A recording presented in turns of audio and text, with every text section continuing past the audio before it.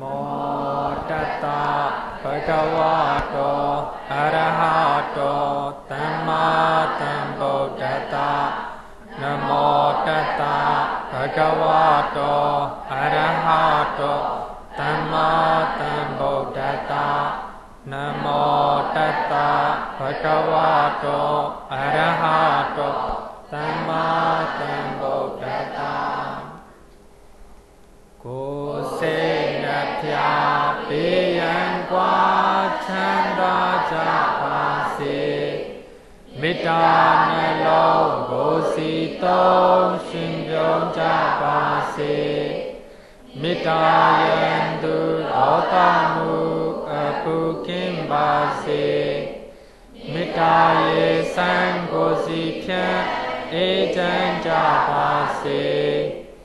Khandi yan đota man tôn vàng nai ba se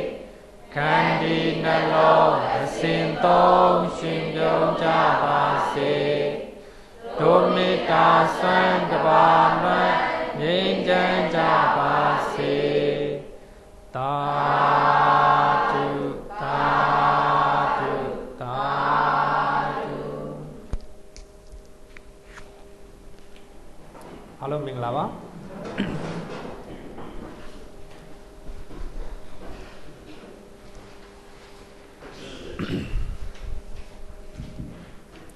Today, Birma Sunin the Bindra, Siwida.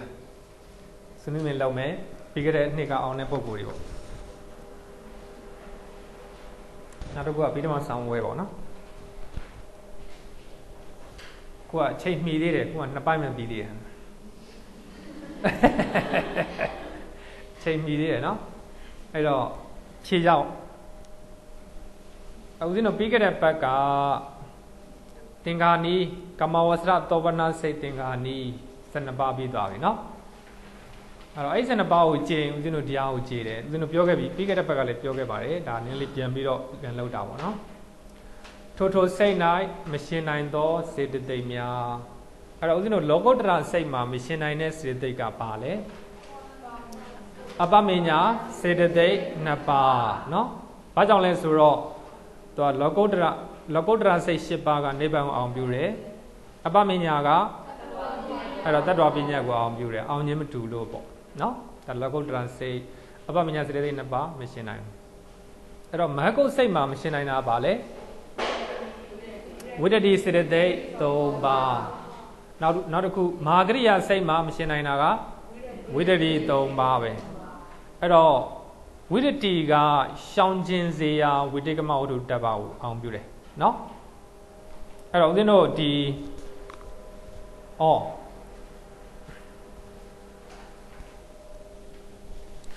မဟကုတ်စိတ်တွေဆိုတာဇန်စိတ်တွေမို့လားအဲ့တော့ဇန်ရာဇေခဏမှာဆိုရင်ဘယ်လိုဖြစ်တာတော့တတန်တမျိုးဖြစ်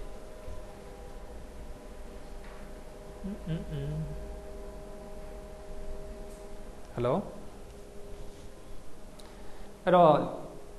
မဟကုတ်ဆိုတာဇန်တရားတွေเนาะအဲ့တော့ဇန်ရလက္ခဏာမှာရှောင်ကျင်စရာဒုစရိုက်ဒုဒပြတွေမရှိဘူးအဲ့တော့ဝိတ္တိကဒုစရိုက်ဒုစာတွေရှောင်ကျင်တဲ့သဘောဆိုတော့အဲ့တော့မဟကုတ်မှာဝိတ္တိမရှိဘူးပေါ့အဲ့တော့မဟာကရိယာဆိုတော့ဘုရားယန္တာတွေမှာဖြစ်တာเนาะအဲ့တော့ဘုရားယန္တာတွေတန်တယ်မှာဒုစရိုက်တွေဒုဒပြတွေမရှောင်ကျင်စရာမရှိတော့ကြတော့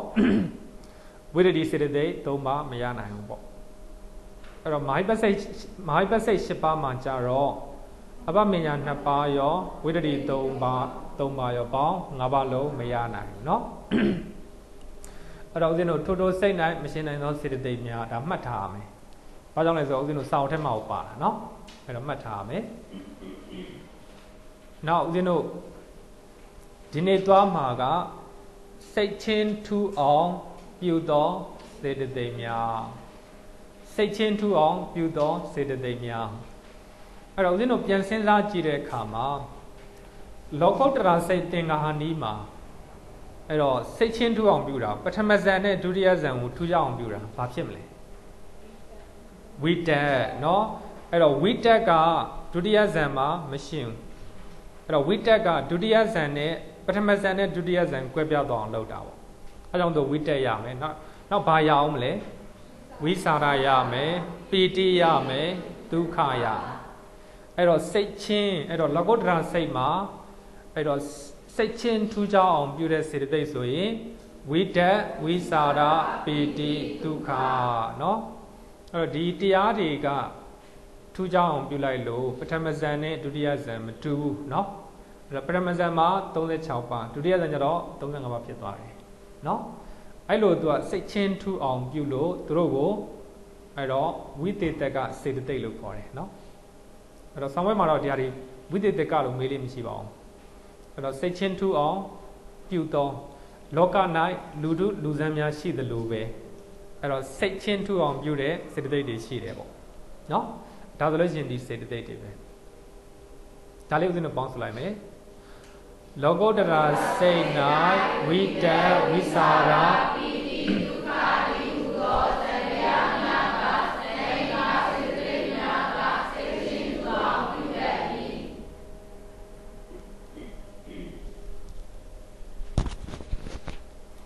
နောက်မဟကုတ်စိတ်မှာကြတော့သူလည်းပဲဇန်နေပဲမို့လားအဲ့တော့ဝိတ္တဝိစာရသူပိဋိဒုက္ခเนาะဒီ၃ပါးဒီ၄ပါးပါမယ်နောက်တော့ဘာပါအောင်မလဲမဟကုတ်မှာကြတော့အပမညာတွေအဲ့တော့အပမညာတွေကဦးဇင်းတို့သရုဒ္ဓဇန်နဲ့ပြင်စမဇန်ကိုထူးခြားအောင်လုပ်တယ်เนาะအဲ့တော့ဦးဇင်းတို့အပမညာတွေကသရုဒ္ဓဇန်မှာသရုဒ္ဓဇန်တိရှင်တယ်ပြင်စမဇန်ကြတော့မရှင်တော့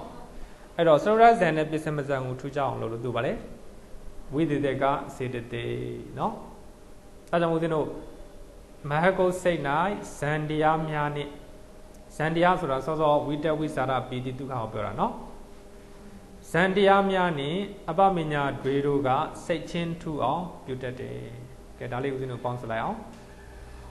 မဟကုတ်စိတ်၌ဇန်တရားများနဲ့အပမညာတွေတို့ကစိတ်ချင်းထူအောင်ပြုတတ်၏ဟုတ်ပြီနောက်တစ်ခုကာမဝဆရသောပနစိတ်၌ပီတိဝိရတိအပမေညာဉာဏ်ခေါ်ပညာတို့ကစိတ်ချင်းထူအောင်ပြုတတ်၏ဉာဏ်ခေါ်ပညာဆိုတာအဲ့ထဲတိုင်းရေးထားတာเนาะဂါထာထဲတိုင်းရေးထားတာအဲ့တော့ဦးဇင်းတို့ပီတိကသောမနတနဲ့ဥပိ္ပခာကွဲပြားအောင်လုပ်တယ်ပေါ့เนาะအဲ့တော့ဥပိ္ပခာမှာပီတိမရှင်ဘူးအဲ့တော့ဝိရတိကဦးဇင်းတို့မဟာကုသိုလ်နဲ့မဟာကရိယာနဲ့꿰အောင်လုပ်တယ်အဲ့တော့အပမညာကမဟာကုသိုလ်မဟာကရိယာနဲ့မဟာဝိပတ်ကို꿰ပြအောင်လုပ်တယ်အဲ့ဒါကြောင့်မို့ဒီစိတ်တွေပါလေစိတ်ချင်းထူအောင်ပြုတဲ့စေတသိက်တွေအဲ့တော့ဦးဇင်းတို့ကသောဗနာကာမဝဒရသောဗနာစိတ်သင်္ကာနီ12ပါးကျင့်ဘာမှမခက်ဘူးเนาะအတိပ္ပယ်လေးနဲ့ကိုကအဲ့ထဲမှာဘာပဲစိတ်တွေကထူကြအောင်လုပ်တာလေเนาะအဲ့တော့ညာနာဝိပယုတ်ဆိုရင်ဉာဏ်မရှင်တော့အဲ့တော့ညာနာတံပြုတ်ဆိုရင်ဉာဏ်ပြန်ပါလာတယ်เนาะအဲ့တော့သောမနတဆိုရင်ပီတိပါမယ်အဲ့တော့ဥပိ္ပခဖြစ်သွားရင်ပီတိရဲ့ကျင်လိုက်ပြန်အောင်အဲ့တော့ဆိုတော့ဒီစေတသိက်တွေကစိတ်ချင်းထူအောင်ပြုတာเนาะစိတ်ချင်းထူအောင်ပြုတာအဲ့တော့ဒီတိုင်းလက်လွတ်ချက်လို့တော့မကောင်းဘူးပေါ့အတိပ္ပယ်လေးနဲ့မှတ်ပေါ့เนาะကြတာဦးဇင်းတို့ပေါင်းစုလိုက်ကြမယ်ကာမဝဆရသောဝနာစိတ်၌ပီတိဝိရိယ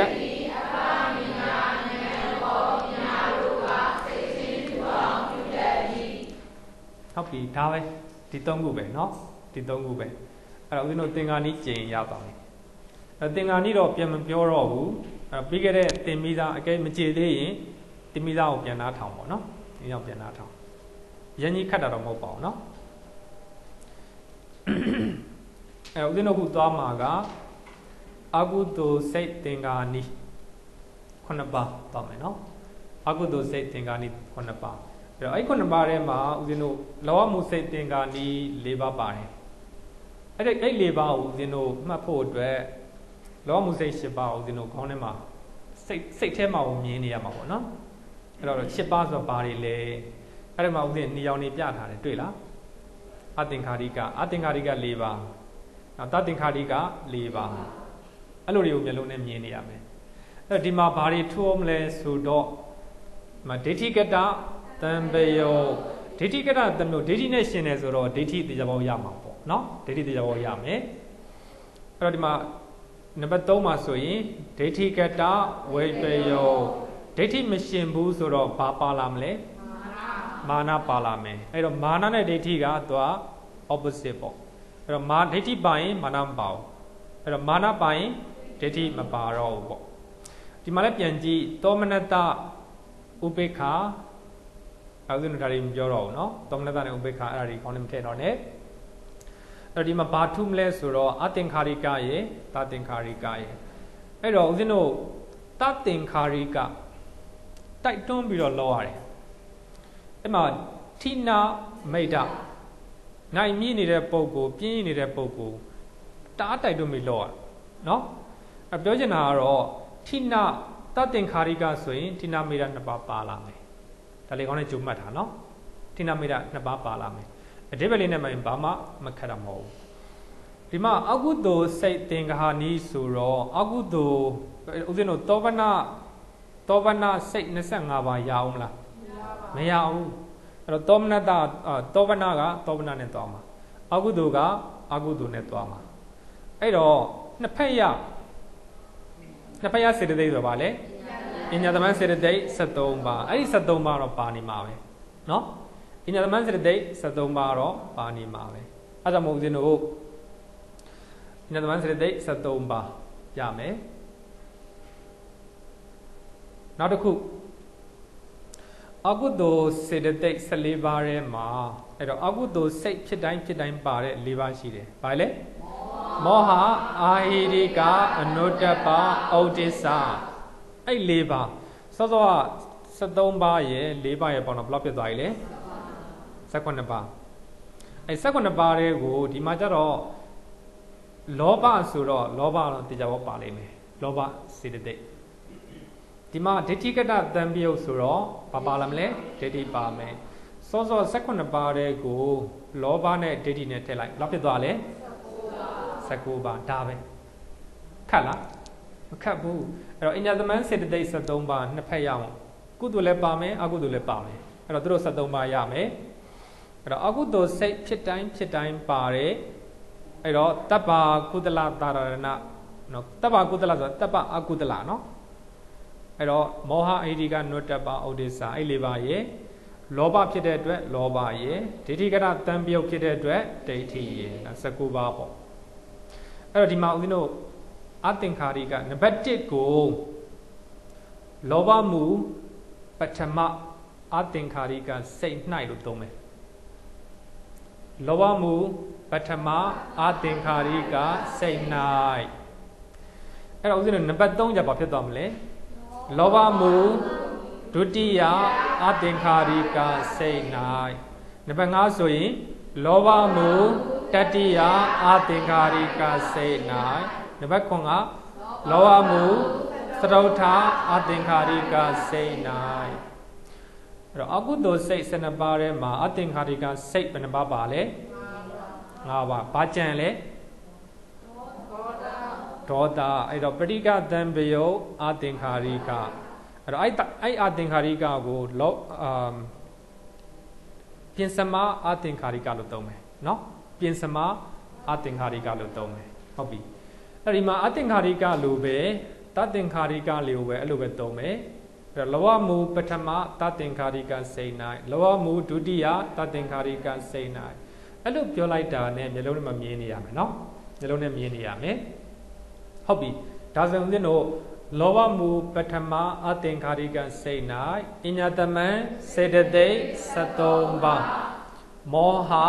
အာဟိရိကအနုတ္တပဩဒိစ္စအဲ့ဒီ3ပါးကိုပေါင်းဆိုလိုက်မယ်တပ္ပါကုသလတပ္ပမဟုတ်တော့တပ္ပါကုသလအဲ့နှလုံးပေါင်းထားတပ္ပရဲ့အကုသလ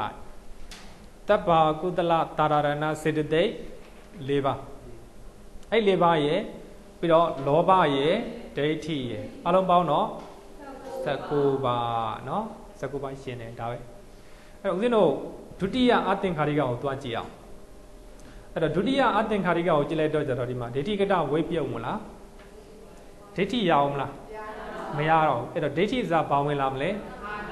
မာနဝင်လာမယ် အဲ့တော့အရေးအတွက်ကတော့မထူလားဟမ်အရေးအတွက်ကအတူတူပဲမဟုတ်လားအဲ့တော့ဒိဋ္ဌိနေရာမှာ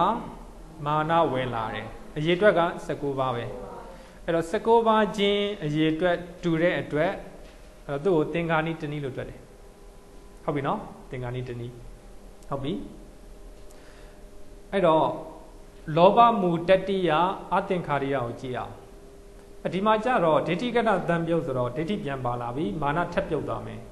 ဒီမှာဥပိ္ပခာသဟဂုတ်ဆိုတော့ဘာထက်ကျင်မလဲပီတိကျင်မယ်ပီတိကျင်တော့အညာသမန်စေတသိက်12ပါးအဲ့တော့တပ္ပကုသလတာရဏစေတသိက်4ပါးလောဘဒိဋ္ဌိပေါင်း18ပါးအဲ့တော့စရုဒ္ဓအသင်္ခါရိကကြတော့ဟာလေဒိဋ္ဌိအစမာနဝင်လာမယ်အရေအတွက်က18ပါးပဲအဲ့တော့အပေါ်က2ခုက19ပါးအောက်က2ခုက18ပါးအဲ့တော့19ပါးချင်းအရေအတွက်တူတဲ့အတွက်တနည်းပဲတွက်မယ်18ပါးချင်းအရေအတွက်တူတဲ့အတွက်တနည်းတွက်မယ်2နည်းရပါပြီနောက်တစ်ခုသွားမယ်လောဘမူပထမသတ္တင်္ခါရိကစိတ်၌အဲ့တော့သတ္တင်္ခါရိကစိတ်ဆိုတော့ဒီမှာဘာထပ်တိုးမလဲဌိနမေတ္တာတိုးသွားမယ်အဲ့တော့စောစော19ပါးရဲ့2ပါးရဲ့ဆိုတော့21ပါးဒီမှာစောစော19ပါးကိုထိတ်တင်ထားတယ်21ပါးကိုအောက်မှာထားထားတယ်အဲ့တော့ဘာလို့21ပါးကိုအပေါ်မတင်တာလဲဟမ်အဲ့တော့အမြဲရှင်နိုင်တဲ့စေတသိက်ပုံမှန်တော့အာနိယတယောဂီစေတသိက်တွေပါနေလို့เนาะဒီမှာဆိုရင်ဥစဉ်တသင်္ခါရိကဆိုရင်ဌိနမေတ္တာဆိုရင်အာနိယတပါမယ်เนาะအဲကြောင့်မို့သူကအောက်မှာထားတယ်ပေါ့အရေးအတွက်များပြီမယ်လို့အောက်မှာထားတယ်เนาะဒါဥစဉ်တို့နားလည်ခဲ့ရမယ်နောက်ဒုတိယတသင်္ခါရိကစိတ်မှာဒိဋ္ဌိအစမာနဝင်လာမယ်အရေးအတွက်က21ပါပဲအဲ့တော့တတိယတသင်္ခါရိကစိတ်မှာပီတိကျင်သောအညတမန်စေတသိက်73ပါး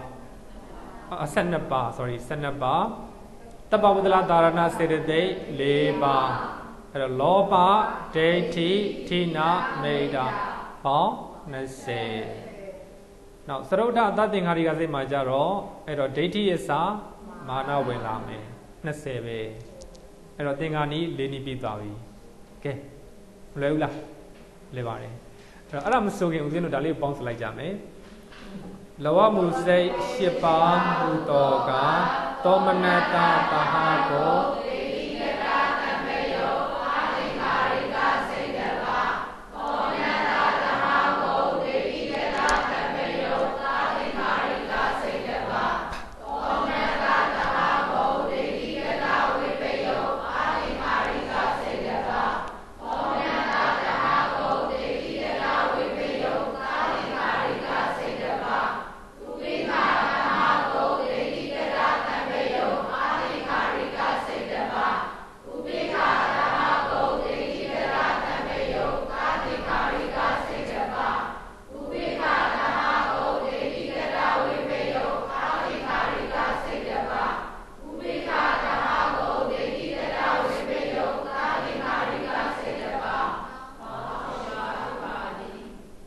အဲ့တော့ဦးဇင်းတို့ရွတ်လိုက်တိုင်းဒီမှာအသင်္ခါရိက၄ပါးမြင်နေရမယ်အဲ့ဒီမှာလောဘမူပထမအသင်္ခါရိကဒုတိယအသင်္ခါရိကတတိယအသင်္ခါရိကသရုဒ္ဓအသင်္ခါရိကဒါလေးမျိုးလုံးနဲ့မြင်နေရမယ်နော်အဲ့တော့သသင်္ခါရိကလည်းအတူတူပဲဒါဆိုဦးဇင်းတို့ပြီးသွားပြီ၄ခုပြီးသွားပြီ၃ခုပဲကျန်တယ်နော်ဘာမှမခက်ပါဘူးအကုသိုလ်စိတ်သင်္ကာနီ9ပါးနံပါတ်1စောစောပြောတဲ့ဟာပဲအဲ့တော့လောဘမူပထမအသင်္ကာရိကစိတ်သည်အညတမန္တရိ73ပါးအကုသလတာရဏစေတသိက်4ပါးလောဘဒိဋ္ဌိပေါင်း19ပါးသောစေတသိက်တို့၌ရှင်ပါသည်အဲ့တော့လောဘကလောဘမှုပါတယ်ဒိဋ္ဌိကဒိဋ္ဌိကတသံပြုတ်မှုပါတယ်ဒါလေးကောင်းနေထည့်ထားမယ်နော်အကုသလတာရဏအကုသိုလ်ပုံမှန်တော့တပ်ပါကုသလတာရဏဖြစ်ရမှာထင်တယ်နော်မှတ်စုတယ်ဘယ်လိုရေးထားလဲမော့စတုတ်လေးပါအတူတူပါပဲเนาะ အဲ့တော့ပုံမှန်တော့အကောင်းဆုံးကတော့တစ်ခုချင်းခြာရည်တာကောင်းတယ်မောဟအာဟိရိကအနုတ္တပဩဒိသเนาะဒီမှာဆိုရင်အကုသလတာရဏဆိုရင်အကုသိုလ်နဲ့ရှင်တာမှန်သမျှအကုန်ဖြစ်တယ်เนาะတကယ်မှန်ရှေ့ကတပ်ပလေးထည့်တယ်သို့မဟုတ်မောစတုတ်၄ပါးပေါ့เนาะအဲ့တော့တခြားလေးပြောထားမယ်ဆောင်းဝဲမှာမောစတုတ်လို့မရေးရအောင်ဒေါစတုတ်လို့မရေးရအောင်เนาะဒါဦးဇင်းတို့စာသင်တဲ့အခါမှာအလွယ်နည်းကိုပြောတာเนาะအလွယ်နည်းကိုပြောတာဒါလေးခုတဲ့ခေါင်းနဲ့ထည့်ထားပေါ့ဒါလေးဦးဇင်းတို့ပေါင်းစုမယ်လောဘမူပထမအာသင်္ခါရိကစိတ်တိ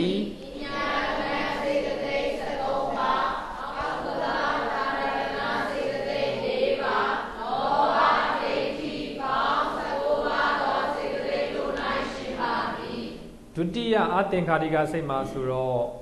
အဲ့တော့ဒိဋ္ဌိအစာမာနဝင်လာမယ်။ဘာကြောင့်မာနဝင်လာလဲ။ဒိဋ္ဌိကတာဝိပယုတ်ဖြစ်လို့ဒါသိထားမယ်နော်။ဒါဆိုရင်ဘာမှမခက်တော့ဘူး။ပေါင်းစုံမယ်။လောဘမူဒုတိယအာသင်္ခါရိကစိတ်တိအညာသမံစေတသိက်73ပါ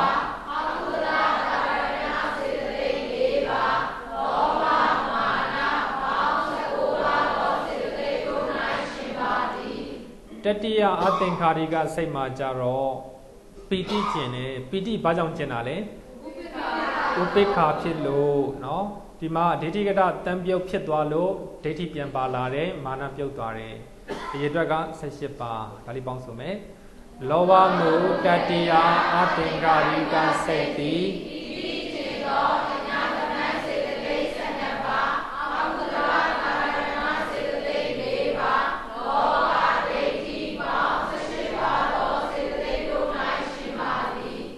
စတုထအသင်္ခါရိကစိတ်မှာကြတော့အဲ့တော့ဒိဋ္ဌိအစာမာနဝင်လာမယ်အရေအတွက်တူတူပဲပေါင်းစုမယ်လောဘမူစတုထအသင်္ခါရိကစိတ်တိ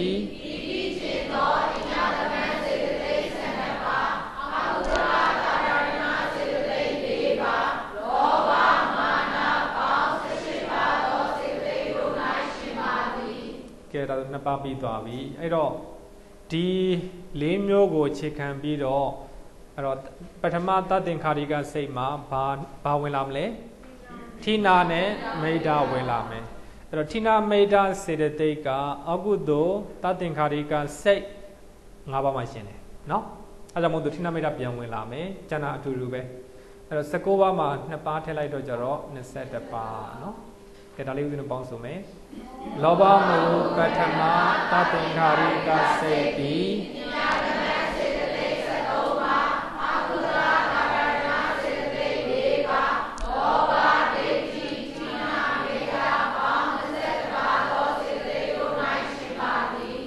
အဲ့တော့ဒုတိယသတ္တင်္ခါရိကမှာဘာထူသွားလဲ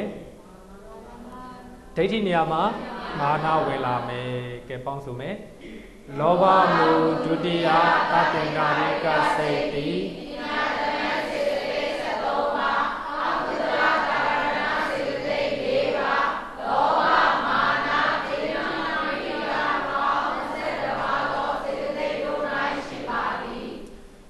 အဲ့တော့တတိယသတ္တင်္ခါရိကကြတော့ဦးဇင်းတို့ဥပိ္ပခာတာဟကိုဖြစ်တဲ့အတွက်ပီတိကျင်မယ်ဒါပဲထူရအောင်မလားကျန်တာကဒိဋ္ဌိနဲ့မှလောဘနဲ့ဒိဋ္ဌိပေါ့အဲ့တော့20ဖြစ်သွားမယ်ပေါင်းစုမယ်လောဘမူတတိယသတ္တင်္ခါရိကစိတ်တိပီတိကျင်သောအညတမံစေတသိက်12ပါးအကုသလတာရဏစေတသိက်4ပါးလောဘဒိဋ္ဌိဌိနာမိဒ္ဒနောက်တတိယသတ္တင်္ခါရိကကြတော့အဲ့တော့ဒိဋ္ဌိနေရာမှာမာနလေးဝင်လာမယ်ဒါပဲပေါ့ပေါင်းစုမယ်လောဘမူစတုထသတ္တင်္ခါရိကစိတ်တိပီတိကျင်သောအညတမံစေတသိက်12ပါးအကုသလတာရဏစေတသိက်4ပါးလောဘမာနဌိနာမိဒ္ဒပေါင်း20သောစေတသိက်တို့၌ရှင်ပါသည်ကဲ၄မျိုးပြီးသွားပြီအဲ့တော့၅ခုမြောက်ကြတော့ဗာလဲဒေါသเนาะအဲ့တော့ဒေါသမှာဦးဇင်းတို့စဉ်းစားကြည့်ရအောင်အဲ့တော့အညတမံစေတသိက်73ပါးမှာအဲ့73ပါးတွေကဘာကျင့်မလဲဒေါသဖြစ်တဲ့အတွက် မကြည့်နဲ့မှတ်စုမကြည့်နဲ့ပီတိကျင်မယ်ဘာကြောင့်ကျင်တာလဲဒေါသမူအဲ့တော့ပီတိရှင်နာကသောရဇံကျင်သောသောမနတ55ပါเนาะအဲ့တော့အဲ့မှာဒေါသပါပါတယ်သူကျင်တဲ့ထဲမှာဒေါသလည်းပါတယ်ဥပိ္ပခာလည်းပါတယ်နောက်ဦးဇင်းတို့အာဟိစိတ်ထဲကကာယဝိညာဉ်တွေလည်းပါမယ်เนาะကာယဝိညာဉ်တွေလည်းပါမယ်အဲ့တော့ဆိုတာဦးဇင်းတို့ပီတိကျင်မယ်ပီတိကျင်သောအညတမန်စေတသိက်12ပါးဟိုဘက်ကအကုသိုလ်အလုံးနဲ့ရှင်းတဲ့4ပါးတော့မောစတု4ပါးတော့ပါမယ်12ပါးနဲ့14ပါးဆိုတော့16ပါးအဲ့တော့လောဘအုပ်စုပါအောင်မလား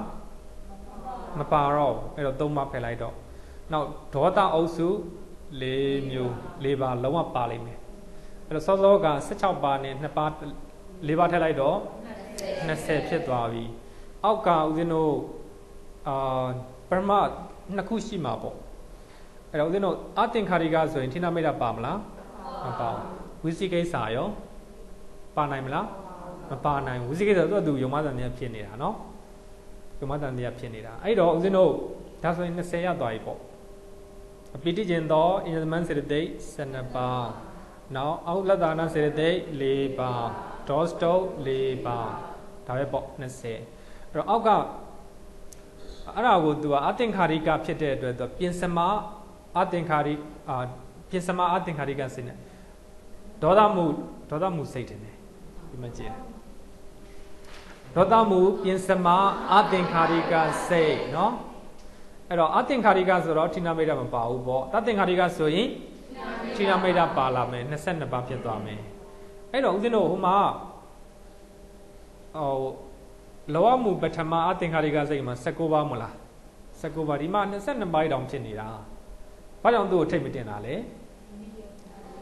အာနိယတယောဂီဘယ်နှခုပါလဲဒေါစတု4ပါးလုံးမဟုတ်ဘူးလေ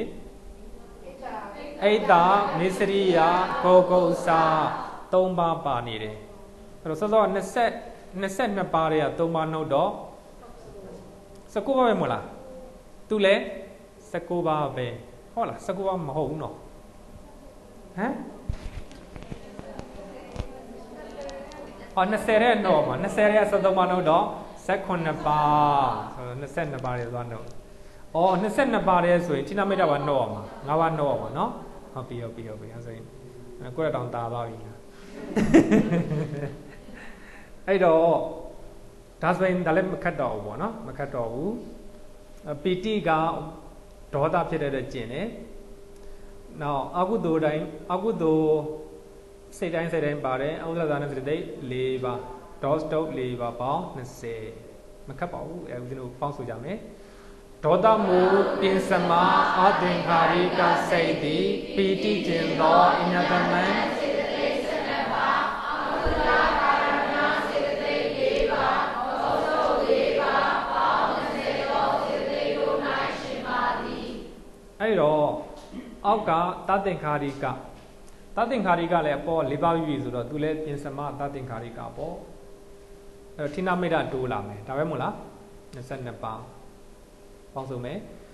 ဒေါသမူပြင်စမသသင်္ခါရိကစိတ်တိပီတိကျင်သောအညတမံစေတသိက်12ပါးအာကုသလတာရဏစေတသိက်4ပါးဒေါစတု4ပါးဌိနမိတ်ပေါင်း20သောစိတ်တို့၌ရှင်ပါသည်ကဲဒါဆိုရင်6ပါးပြီးသွားပြီနောက်ထပ်1ပါးပဲကျန်တော့တယ်အဲ့တော့အကုသိုလ်ကလည်း10ပါးပြီးသွားပြီ2ပါးပဲကျန်တော့တယ်ဗါလဲဥဒိစ္စနဲ့ဝိဇိကိစ္စအဲ့တော့ဥဒိစ္စကိုကြည့်တဲ့အခါမှာဦးဇင်းတို့ဥပိ္ပခမလားနှစ်ခုလုံးဥပိ္ပခမလားဥပိ္ပခဖြစ်တဲ့အတွက်ပီတိရတော့ကျင်ပါပဲပီတိကျင်တော့အညတမန်စေတသိက်12ပါးအကုသိုလ်မှန်များနဲ့ရှင်တဲ့မောစတု4ပါးအဲ့တော့ဟိုဘက်ကမရသေးဘူးတစ်ခုကျင်အောင်မယ်အဲ့တော့အညတမန်စေတသိက်73ပါးထဲမှာဥပိ္ပခဖြစ်တဲ့အတွက်ပီတိကျင်မယ်နောက်တစ်လုံးကျန်သေးတယ်ဘာမှစုမကျင်နဲ့ဟိုရီယမ်ဆိုင်ဆန္ဒအဲ့တော့ဆန္ဒမရှင်တာကမောဟမှုတွေမို့လားမောဟမှုတွေအဲ့တော့ တောင်တွေးမြောက်တွေးဆိုလို့ရှင်လေစိတ်ကဟိုရောက်တရောက်ဆိုလို့ရှင်လေမလို့ခြင်းဘူးအဲ့တော့ယုံမတန်တရားဖြစ်နေရင်လေမလို့ခြင်းဘူးဒါကောင်းသလားမကောင်းလားပေါ့တန်တရားတွေဖြစ်နေတာပေါ့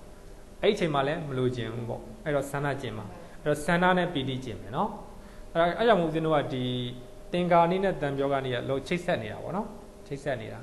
အဲ့တော့ဆန္ဒမရှင်တဲ့စိတ်ဆန္ဒစေတသိက်မရှင်တဲ့စိတ်တွေကမောဟမှုတွေရဲ့အာဟိစိတ်18ပါးရဲ့ခုတည်းမှတ်ထားအဲ့တော့အာဟိစိတ်သင်္ကာနိတင်တဲ့အခါမှာဆန္ဒလုံးဝကျင်ရမယ်ဘာကြောင့်လဲဆိုတော့ဆန္ဒမရှင်တဲ့စိတ်ထဲမှာအာဟိစိတ်18ပါးပါတယ်နော်ဟုတ်ပြီအဲ့ဆိုရင်တို့15ပါးဖြစ်သွားတာပေါ့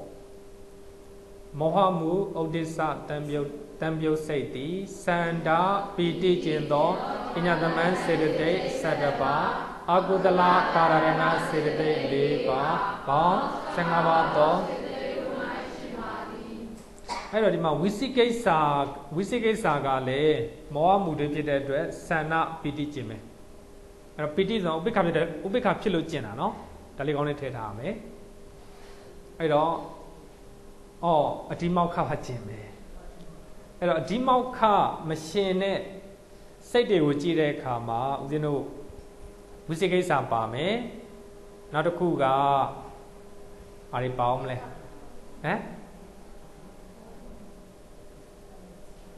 ကောဆရာတော်မေ့နေတယ်ဒီပင်စာဝိညာဉ်30ပါမယ်နော်ဒီပင်စာဝိညာဉ်30ပါမယ်ထားတော့အဲ့ထက်မှာဝိသိကိစ္စနော်ဝိသိကိစ္စပါတယ်အဲ့တော့ဝိသိကိစ္စဇဝေသွားဖြစ်နေရင်အတိမောက္ခဆုံးဖြတ်ချလို့မရအောင်နော်အဲ့ကြောင့်မို့သူကအတိမောက္ခပါကျင်မယ်သန္နာပီတိအတိမောက္ခကျင်သောပညာသမန်စေတသိက်10ပါးမောစတုတ်4ပါးရဲ့ဝိသိကိစ္စရဲ့ပေါင်း15ပါးပဲအဲ့တော့အရေအတွက်တူလို့သူတို့ကိုသင်္ကာနိတနည်းလို့တွက်တယ်နော်အရေအတွက်တူလို့အဲ့တော့ဒီမှာထူးခြားတာပါလဲဆိုတော့အတိမောက္ခကျင်တယ်အတိမောက္ခဆိုအာယုံကိုပိုင်းဖြတ်တာမို့လားတိတိကျကျပိုင်းဖြတ်တာအဲ့တော့ဝိသိကိစ္စကတော့ယုံမတန်တရားဖြစ်နေတာတခြားစီပဲเนาะအဲ့တော့အဲ့3ပါးကျင်တဲ့ညသမတွေ10ပါးမောစတုတ်4ပါးဝိသိကိစ္စပေါ့ပေါင်း15ပါးကြည့်ရလေးဦးဇင်းတို့ဆိုလိုက်ကြအောင်မောဟမှုဝိသိကိစ္စတန်ပြုတ်စိတ်တိသန္တာပီတိအတိမောက္ခကျင်သောညသမစေတသိက်10ပါးအကုသလကာရဏစေတသိက်4ပါးဝိသိကိစ္စစေတသိက်1ပါးကဲဒါဆိုရင်9ပါးပြီးသွားပြီအဲ့တော့အကုသိုလ်စိတ်သင်္ကာနိ9ပါးမခတ်ပါဘူးเนาะအဓိကအဓိပ္ပာယ်လေးနဲ့မှတ်အဓိပ္ပာယ်လေးနဲ့မှတ်ဘာမှမခတ်ဘူးเนาะဘာမှမခတ်ဘူးအဲ့တော့လောဘမှုစိတ်10ပါးကနည်းလေးရှုပ်မယ်ပေါ့အဲ့တော့10ပါးကိုကြည်အောင်လုပ်တာအဲ့တော့ပထမအသင်္ခါရိကဒုတိယတတိယသရုဋ္ဌာအဲ့လိုလေးတန်းထားရမယ်အဲ့တော့ဦးဇင်းတို့တသင်္ခါရိကလည်းအဲ့ဒီလိုပဲအဲ့တော့တသင်္ခါရိကမှာဌိနမေတ္တာတူလာမယ်အဲ့တော့ဒိဋ္ဌိကရတံပြုတ်မှာဆိုရင်လောဘနဲ့ဒိဋ္ဌိဒိဋ္ဌိကရဝိပြုတ်ဆိုရင်လောဘနဲ့မာနာဒါပဲကျန်တာဦးဇင်းတို့ဘာမှမခတ်တော့ဘူးပေါ့နော်ဟုတ်ပြီအကုသိုလ်စိတ်သင်္ကာနိ9ပါးအဲ့ဒီမှာအကုသိုလ်စိတ်သင်္ကာနိမှာအနိတ္တယောဂီအကုသိုလ်အနိတ္တယောဂီဦးဇင်းတို့6ပါးရှိမယ်6ပါးရှိမယ်ဒါဦးဇင်းတို့သင်ငယ်ပြီးသားဟာပဲမာနကဒိဋ္ဌိကတဝိပယုတ်မှာရှင်မယ်တခါတရံမှရှင်မယ်အဲ့တော့တခါတရံမှရှင်မယ်နော်ဒိဋ္ဌိကတဝိပယုတ်စိတ်ဖြစ်တိုင်းမပါအောင်အဲကြောင့်မို့သူ့ကိုကတာစီနော်အိတ္တမစ္စရိယကိုစားတို့ကလည်းအတူတူပဲတခါတရံမှဖြစ်မယ်အဲ့တော့ဒေါသဖြစ်တိုင်းမပါဘူးပေါ့အဲ့တော့ဖြစ်တဲ့အခါမှာလည်းအိတ္တဖြစ်နေရင်ဉာဏ်နဲ့2ပါးမဖြစ်နိုင်ဘူးကိုစားဖြစ်နေရင်ဉာဏ်နဲ့2ပါးမဖြစ်နိုင်ဘူးပေါ့အဲကြောင့်မို့သူ့ကိုနာလို့ခေါ်မယ်အတိနာနာကရာစီအတိယံခါနောက်ဌိနမိတ်တာကြတော့နှစ်ခုလုံးတွဲနေတယ်တော့တစ်ခုဖြစ်ရင်နောက်တစ်ခုတန်းပါလာတယ်ဖြစ်တဲ့ကမှာအတူတူကဖြစ်တဲ့တဟနောက်တစ်ခါတည်းမှဖြစ်တယ်နော်အဲ့တော့တသင်္ခါရိကစိတ်ဖြစ်တိုင်းမပါဘူးသူများတိုက်တွန်းလို့အဲ့တော့အာရပါရလှုပ်တယ်ဒါဆိုရင်ဌိနမိတ်တာမပါတော့ဘူးပေါ့နော်မပါတော့ဘူးပေါ့အဲ့တော့သူကဖြစ်ရင်အတူတူကဖြစ်တယ်ယံဖန်ယံခါမှဖြစ်တယ်ပေါ့အဲ့ဒါမို့ဦးဇင်းတို့ဒီမှာအကုသိုလ်အာနိယတယောဂီစေတသိက်6ပါးသိရမယ်အဲ့ကုသိုလ်အာနိယတယောဂီစေတသိက်ဘယ်နှပါလဲ5ပါးဘာတွေလဲ ဝိရတိရဲ့3ပါးရဲ့အပမညာ2ပါးရဲ့နော်ဒါလည်းသိနေရမယ်ဟုတ်ပြီဒီမှာဦးဇင်းတို့ကြည့်လောဘမှုဒိဋ္ဌိကတဝိပယုတ်စိတ်ကမာနရှင်တယ်လို့ဆိုပေမဲ့လို့တဲ့ထောင်လွှားတဲ့အခါနောက်ထောင်လွှားတဲ့အခါမှာမာနပါမယ်အဲ့တော့ထောင်လောင်းမပါတဲ့ဦးဇင်းတို့ဒိဋ္ဌိကတဝိပယုတ်တွေစိတ်တွေဆိုရင်မာနမပါဘူးပေါ့အဲ့ကျန်တဲ့5ပါးကိုလည်းတစ်ပါးတိုင်းသိရမယ်နော်ဟုတ်ပြီဒါတော့မခက်ပါဘူးဒီမှာလာပြီအများဆုံးရှင်အမြဲတမ်းရှင်တပြိုင်နက်ရှင်အဲ့တော့နမူနာတစ်ခုပဲပြမယ်နမူနာတစ်ခုဆိုတာဦးဇင်းတို့ဒေါသမူစိတ်2ပါးရှိမယ်ဒေါသမူပြင်စမအသင်္ခါရိကစိတ်ကပထမဆုံးမို့လားဘယ်နှပါးရှင်လဲ20เนาะ20အဲ့တော့အဲ့20ထဲမှာအမြဲတမ်းရှင်တာအမြဲတမ်းမရှင်တဲ့အာနိယတယောဂီစေတသိက်ဘယ်နှပါးပါလဲ3ပါးပါတယ်ဗါလေအိတ္တာမစ္စရိယကိုကုစာအဲ့တော့အများဆုံးရှင်နိုင်တာကတော့သိကြတယ်20ဖြစ်မယ်အမြဲတမ်းရှင်နိုင်တာက3ပါးနှုတ်တော့ဘယ်လောက်ကျန်လဲ18ပါးအဲ့ဒီ18ပါးတဲ့ကိုအိတ္တာမစ္စရိယကိုကုစာတွေကတပါးပါးထည့်လိုက်18ပါးအဲ့18ပါးကအဲ့တော့တပြိုင်တည်းရှင်တာပေါ့နော်တပြိုင်တည်းရှင်နေဒါဥစဉ်တို့ဒိဗေစောစောပြောတဲ့ဒိဗေပါပဲအဲ့တော့အများဆုံးရှင်တာက20ရှိမယ်အဲ့20တွေကအာနိယတယောဂီစေတသိက်3ပါးအိတ္တာမစ္စရိယကိုကုစဒီ3ပါးကိုနှုတ်လိုက်18ပါးကျန်မယ်အဲ့18ပါးကအမြဲတမ်းရှင်နေနောက်အဲ့ဒီ18ပါးတဲကိုအာနိယတယောဂီစေတသိက်3ပါးဖြစ်တဲ့အိတ္တာမစ္စရိယကိုကုစအဲ့ဒီ3ပါးတွေကတဘာဝပေါင်းလိုက်18ပါးဖြစ်သွားတယ်အဲ့18ပါးကတပြိုင်တည်းရှင်တာပေါ့နော်တပြိုင်တည်းရှင်တာအဲ့ဦးဇင်းတို့မိကုံးမေးတဲ့အခါမှာအဲ့ဒါသတိထားပေါ့နော်မိကုံးမေးတဲ့အခါမှာသတိထားအိတ္တာမေးရင်ကျန်တဲ့တစ်ပါးထည့်လို့မရဘူးနော်ကျန်တဲ့တစ်ပါးထည့်လို့မရဘူးဒေါသမေးရင်အကုန်ထည့်လို့ရတယ်အဲ့တော့ကုက္ကုစမေးလို့ရှိရင်ကျန်တဲ့တစ်ပါးဖယ်ထားခဲ့ရမှာဘာလို့လဲဆိုတော့သူတို့ကတပြိုင်တည်းမဖြစ်ဘူးနော်တပြိုင်တည်းမဖြစ်ဘူးအဲ့သတိထားမယ်နောက်တစ်ခုကဒိဋ္ဌိကတဝိပယုတ်လို့ပြောပေမဲ့လို့အဲ့တော့ထားပါတော့အပြစ်ရှိမှန်သိရတဲ့အရက်တောက်နေသောပုဂ္ဂိုလ်တန်တန်မှာဖြစ်တဲ့စိတ်ဆိုရင်မာနရမလားမရတော့ဘူးအဲ့ဒါသတိထားရတယ်နော်အဲ့တော့ဆောင်းဝဲမှာအဲ့ဒါလေးတွေလှည့်တာသူအဲ့ဒါကိုကိုယ်သတိထားနေရတယ်အဲ့တော့အာနိယတယောဂီစေတသိက်17ပါးကိုကကျေးနေရမယ်အဲ့ဒါမှသာလင်သူကမိခွန်းလှည့်တာတွေလို့ဟိုနားလဲမှာနော်မဟုတ်ရင်အကုန်ရောဖြေချလိုက်မှာဒိဋ္ဌိကတဝိပယုတ်စိတ်မာနရှင်နဲ့ထည့်လိုက်အောင်အမှားရောဆိုနော်အဲ့ဒါလေးသတိထားပေါ့ဟုတ်ပြီဒါဆိုဦးဇင်းတို့အကုသိုလ်ပြီးသွားပြီအာဟိစိတ်သင်္ကာနီ၄ပါးအဲ့တော့အာဟိစိတ်ကိုစာရမကြည့်နဲ့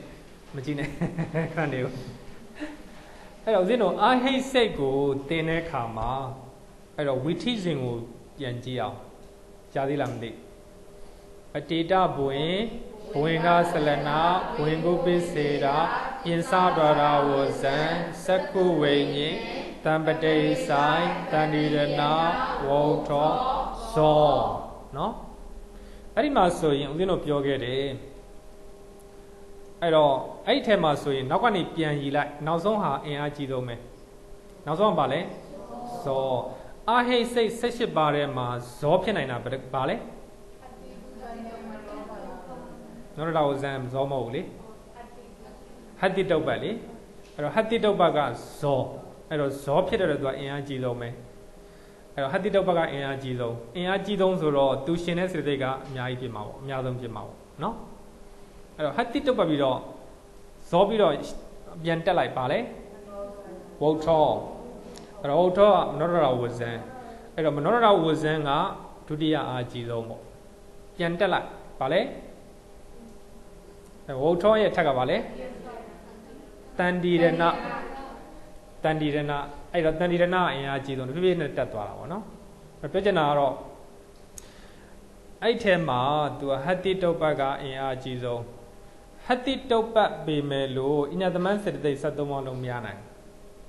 ဟတ္တိတုပ္ပတ်ကသောမနတဖြစ်တဲ့အတွက်ပိဋိကျင်ရလို့လားမလို့အဲ့တော့ဟ ဒီမှာကအာဟိတ်စိတ်ဖြစ်နေတဲ့အတွက်စောစောပြောခဲ့ပြီဘာကျင့်ရမလဲဆန္ဒကျင့်ကျန်တာကျင့်ရမလို့အဲ့ဒါခုပဲဘယ်နှပါဖြစ်သွားမလဲ12ပါးပဲဒါပဲအဲ့ကြောင့်မို့ဦးဇင်းတို့ကဒီစေတသိက်မှာဆိုရင်အာဟိတ်စေတသိက်ဆိုတိတတ်မရှိဘူးဘာကြောင့်လဲဆိုတော့သူတိတတ်ရှင်တဲ့စိတ်မရှိလို့နော်အကုသိုလ်ကတိတတ်ရှင်တဲ့စိတ်ရှိတယ်သောပနာကတိတတ်ရှင်တဲ့စိတ်ရှိတယ်နော်အဲ့တော့ဒီအာဟိစိတ်ကသူတိတတ်ရှင်တဲ့စေတသိက်မရှိဘူးအဲကြောင့်မို့သူကအာဟိစေတသိက်ဆိုတာမရှိဘူးဒါဦးဇင်းတို့ပြောခဲ့ပြီနော်အဲ့တော့ဦးဇင်းတို့ကပထမဆုံးအင်အားကြီးဆုံးကဟတိတဝတ်မလားဆန္ဒကျင်သောအညတမန်စေတသိက်12ပါးဒါပဲပေါ့နော်ဦးဇင်းတို့ပေါင်းဆိုမယ်ဟတိတုပ္ပစိတ်တိဆန္ဒကျင်သောအညတမန်စေတသိက်12ပါးတို့၌ရှင်ပါသည်ဟုတ်ပြီ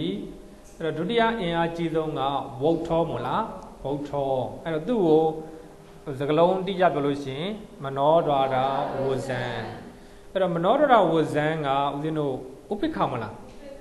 ဥပိ္ပခပြတဲ့ဘာကျင့်မလဲပီတိကျင့်မယ်အဲ့တော့ဦးဇင်းတို့ပီတိရဲ့ဆန္ဒရဲ့ဆန္ဒပီတိဆန္ဒကျင့်သောအညတမန်စေတသိက်7ပါးကဲဘာမှမခက်ပါဘူးရနော်လက်ပေါင်းစုမယ်မနောဒွါရဝဇံစိတ်တိဆန္ဒပီတိကျင့်သောအညတမန်စေတသိက်7ပါးတို့၌ရှင်ပါသည်နောက်တက်ပြီးအင်အားကြီးတာပါလဲဆိုတော့အဲ့တော့တန်တိရဏ3ပါးအဲ့ဒီ3ပါးထဲမှာတောင်မှအဲ့တော့သောမနတမပါဘူးလားသောမနတတန်တိရဏတစ်ပါးပါတယ်အဲ့တော့သောမနတဆိုတော့ဘာပြန်ပါလာမလဲပီတိပြန်ပါလာမယ်ဆန္ဒတော့ကျင့်ဦးကျင့်ရမှာနော်အဲ့တော့12ပါးအဲ့ဒီ12ပါးတဲကတစ်ခုထပ်တော့ဘာထပ်တော့မလဲဟမ်ဝိရိယဘာကြောင့်လဲအင်အားနည်းလို့အဲ့တော့အာဟိစိတ်ထဲမှာဝိရိယရှင်နိုင်တဲ့စေတသိက်ကနှစ်ခုပဲရှိတယ်ဟတ္တိတုပ္ပနဲ့မနောဒွါရဝဇံအဲ့ဒါမို့သူကအာကြီးနေတာဟုတ်တယ်မလားဒါပဲအဓိပ္ပာယ်အဲ့ဒါပဲအဲ့တော့ဦးဇင်းတို့ဝိရိယရှင်တဲ့စိတ်တွေကိုလေ့လာတဲ့အခါမှာဟတ္တိတုပ္ပနဲ့မနောဒွါရဝဇံပဲလို့ကျန်တဲ့အာဟိစိတ်16ပါးကျင့်ပလိုက်ရတယ်နော်ဒီမှာလည်းကြည့်ပေါ့အဲ့တော့အင်အားကြီးဆုံးနှစ်ခုအဲ့တော့ဦးဇင်းတို့ဒုတိယအင်အားကြီးတတိယအင်အားကြီးဆုံးကဥပိ္ပခသောမနတသဟကောတန်တိရဏစိတ်အဲ့တော့ပီတိပြန်ပါလာမယ်သို့တော့စန္ဒနဲ့အဲ့တော့ဝရိယကျင့်ရမယ်အင်အားနည်းသွားလို့နော်အင်အားနည်းသွားလို့စန္ဒဝရိယကျင့်တော့အညတမန်စေတသိက်7ပါးအဲ့တော့အပေါ်က7ပါးနဲ့အရေးတွက်တူတော့ကြတော့သူ့ကိုသင်္ကာနီတစ်ခုလိုပဲတွက်မယ်ဟုတ်ပြီနော်ပေါင်းစုမယ်သောမနတသဟကောတန်တိရဏစိတ်တိဆန္ဒဝရိယကျင့်သောဟုတ်ပြီအဲ့တော့ဦးဇင်းတို့ဒီသင်္ဃဟာနီတံပြောသင်္ဃဟာနီမစခင်ကအဲ့တော့စိတ်ထဲမှာစေတသိက်အရှင်အနည်းဆုံးလို့ပြောခဲ့တာဗာလဲစိတ်ထဲမှာဆိုရင်စေတသိက်ရှင်တာအနည်းဆုံးဝိသေကိစ္စစေတသိက်လေစိတ်ထဲမှာစေတသိက်ရှင်တာအနည်းဆုံးဝိသေကိစ္စစေတသိက်လေကိုကစိတ်ကိုမေးနေတာဒွေပင်စဝိညာဉ်30ပြီးတော့ဟိုမှာမှတ်စုမှာရေးခဲ့တယ်လေဟုတ်တယ်မလားအဲ့တော့ဦးဇင်းတို့အများဆုံးကအဲ့တော့လောကုတ္တရာစိတ်လောကုတ္တရာပထမဇံ36ပါးနဲ့အများဆုံးအနည်းဆုံးကဒွေပင်စဝိညာဉ်30သူရှင်တာကတပ္ပစိတ်တာတာရဏစေတသိက်9ပါးပဲအဲ့တော့တပ္ပစိတ်တာတာရဏစေတသိက်9ပါးစိတ်အားလုံးနဲ့ရှင်နေဆိုတော့ဘာမှပြောစရာမလိုတော့ဘူးအဲ့တော့ तू ကလုံးဝရှင်ပါဆိုကြတာဒွေပင်စဝိညာဉ်30ကတပ္ပစိတ်တာတာရဏစေတသိက်9ပါးမှာပဲရှင်မယ်ဒါဆိုရင် तू သင်္ကာနီတနည်းဦးဇင်းတို့ပြီးသွားတာ2နည်းဆိုတော့နောက်တစ်ခုဘာကြံလဲတစ်ခုပဲကြံတော့တယ်နော်မဟုတ်လေဒုပိစဝိညာဉ်30လည်းပြီးသွားပြီဒါသင်္ကာနီတနည်းလက်ရှိအချိန်ဒီ2နည်းပြီးသွားပြီလေ3နည်းဆိုတော့1နည်းပဲကြံတော့တယ်ကြံတာတွေက1နည်းပဲဟုတ်လားကြံတာတွေဘာတွေကြံတော့အဲ့တော့ဝိသိစင်တိုင်းပြန်ဆင်လိုက်ပေါ့အဲ့တော့တေတပွင့်ပြင်စရတာဝဇံမလားပြင်စရတာဝဇံနော်ပြင်စရတာဝဇံ သူလည်းဥပိ္ပခါပဲပြီးပါလေတံပတိဆိုင်ဆိုတော့စကုဝိညာဉ်နေထားလိုက်တော့စကုဝိညာဉ်ကဒွိပင်္စဝိညာဉ်တဲ့ပါသွားပြီနော်ပါသွားပြီအဲ့မှာသူကဘာကြောင့်ဘာကြောင့်အဲ့တော့စေတသိက်ရှင်နဲသွားတာလဲဆိုတော့အဲ့ပြင်စတော်တာဝဇ္ဇမှာလည်းသူအားရှိတယ်ဘာကြောင့်လဲဆိုတော့ထိုက်တဲ့လောက်အားရှိတယ်ပေါ့တကားဖွင့်ပေးရတာနော်အဲ့တော့တကားဖွင့်ပေးတာကိုကောင်ကစကုဝိညာဉ်ကသူကဘလို့မှလို့မရဘူးသူကလက်ခံရတာပေါ့နော်စကုဝိညာဉ်ကသူကမျက်လုံးထဲကိုရောက်လာတာသူက choice မရှိဘူးပေါ့အဲ့မှာသူကတံပတိဆိုင်ကြတော့သူ choice ရှိသွားပြီလက်ခံမခံပေါ့ဦးဇင်းတို့ဟိုတယ်မှာဆိုလို့ရှိရင်သူက reception ရှိတယ်မလားသူလက်ခံမှကျိုးစိုးအခမ်းရေးသူလက်ခံမှသူ့မှာအားရှိတယ်ဒီမှာထိုက်တဲ့လောက်အားရှိတယ်ပေါ့နောက်စုံစမ်းတယ်အဲ့တော့ဦးဇင်းတို့ထောက်လန်းရေးတွေစုံစမ်းတာမဟုတ်လားထောက်လန်းရေးတို့ရဲတို့အင်အားကြီးတာပေါ့ဟုတ်တယ်မလားအဲ့ဒါမှသူတို့ကထိုက်တဲ့လောက်အင်အားကြီးတယ်ပေါ့ပြောချင်တာကအဲ့တော့ဒွိပင်္စဝိညာဉ်30ပြည့်တဲ့စကုဝိညာဉ်သောတာဝိညာဉ်ခန္ဓာဝိညာဉ်စတဲ့ဒီစိတ်တွေကအင်အားနည်းဆုံးပဲเนาะဘာကြောင့်လဲဆိုတော့ choice နည်းတာပေါ့ choice နည်းတယ်เนาะပြောချင်တာအဲ့ကြောင့်မို့ तू ကတပ္ပစိတ္တဒါနစေတသိက်9ပါးမှာပဲရှင်တယ်အဲ့တော့ခုကြံတာကဘာတွေကြံလဲဆိုတော့ပြင်စရတော်ဝဇံအဲ့တော့ပြင်စရတော်ဝဇံကလည်းဥပိ္ပခါပဲတံပတိဆိုင်ကလည်းဥပိ္ပခါပဲဥပိ္ပခါတန်တိရဏ2ပါးကြံမယ်သောမနတပြီးသွားပြီเนาะသောမနတပြီးသွားပြီအားလုံးဘယ်လောက်လဲ5ပါး5ပါးလုံးကဥပိ္ပခါဖြစ်တဲ့အတွက်ဘာကျင်မလဲပီတိကျင်မယ်နောက်တစ်ခုကစန္ဒကတော့လုံးဝကျင်ရမယ်ပီတိရဲ့စန္ဒရဲ့နောက်တစ်ခုထပ်ကျင်မှာပါလေဝိရိယရဲ့နော်ခက်သလားမခက်ဘူးတခုတခုချိန်နေတယ်နော်ဝိရိယကဒီနှစ်ခုပဲရှင်းတာဟုတ်ဟတ္တိတုပ္ပနဲ့မနောရဝဇံအဲ့တော့ဒီမှာစန္ဒရဲ့ပီတိရဲ့စန္ဒရဲ့ဝိရိယရဲ့သုံးပါးကျင်လိုက်တော့10ပါးပဲကျန်မယ်နရဝဇံတံပရိဆိုင်တွေဥပိ္ပခာတန်တိရဏစိတ်တို့သည်စန္ဒပီတိဝိရိယကျင်သောအနတမန်စေတသိက်7ပါးတို့၌ရှင်ပါသည်အဲ့တော့ဦးဇင်းတို့ဒါရီရဆင်ထားရဲဆိုတော့စိတ်ဖြစ်စဉ်တိုင်းဆင်ထားတာဒါလေးမျက်လုံးနဲ့မြင်အောင်ကြည့်တာနော်အဲ့တော့စိတ်ဖြစ်စဉ်ရနေဘာမှမခက်ဘူးမျက်လုံးထဲမှာဟိုအာဟိစိတ်18ပါးအဲ့ဦးဇင်းတို့စိတ်ပန်းတော်တိုင်အဲ့အရာယူနေလေးခဏမေ့ထားလိုက်ပေါ့နောက်လာမယ့်အပိုင်းဆိုလို့ရှိရင်အဲ့အာဟိစိတ်တွေကိုပြောတော့မှာနော်နောက်လာမယ့်အပိုင်းဘာမှကိုမခက်တာဘူးခင်ဗျားတို့ဒီစိတ်ဖြစ်စဉ်တွေရနေပြီဆိုတော့ဘာမှကိုမခက်တော့ဘူးနည်းလေးပြောလိုက်အောင်ပဲပေါ့နော်ဟုတ်ပြီဒါဆိုရင်ဦးဇင်းတို့10ပါးပေါ့နော်ပေါင်းစုမယ်ပြင်စဒွါရဝဇံတံပတိဆိုင်တွေဥပိ္ပခာတာကိုတန်တိရဏတွေစိတ်တို့သည်စန္ဒပီတိဝိရိယကျင်သောကျန်တာစောစောပြောတဲ့ဟာပဲဒွိပင်္စဝိညာဉ်30တို့တည်ပေါ့နော်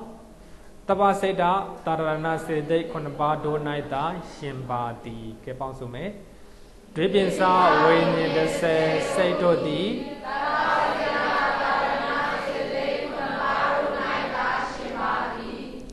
ဟုတ်ပြီဒါဆိုရင်ခုတခါလေးထပ်မှတ်ပါ